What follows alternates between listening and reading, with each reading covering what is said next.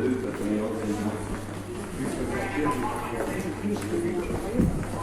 Ma ei taha kaebust esitada, ma tahan seda, et meie inimesi ei segataks teha neid valimisosakonnas tööd ja mingi saadetakse välja ja inimesed käituvad viisakalt valijatega.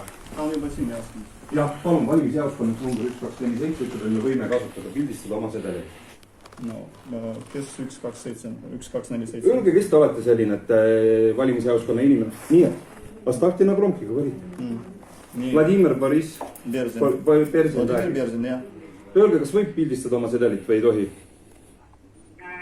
Igaüks võib oma sedelit pildistada. Ta ei tohi minna teise kabiini. Õige.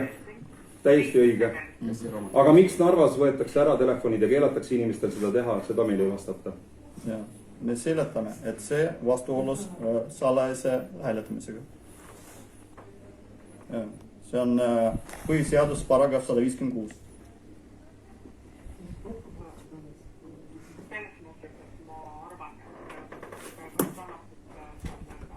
Ja ma kuulen teid kõrval.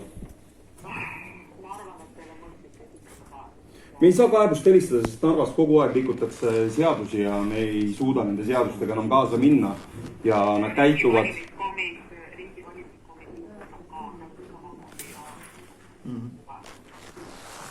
Selge. Aitäh teile. Kõike head. Вот очередной раз вы Нарве делаете против закона. Вам говорят, кто устраивает выборы, а вы делаете по-своему. Почему?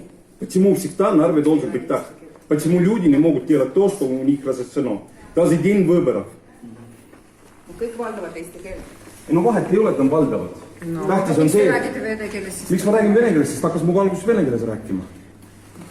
Miks sa räägid eesti keeles?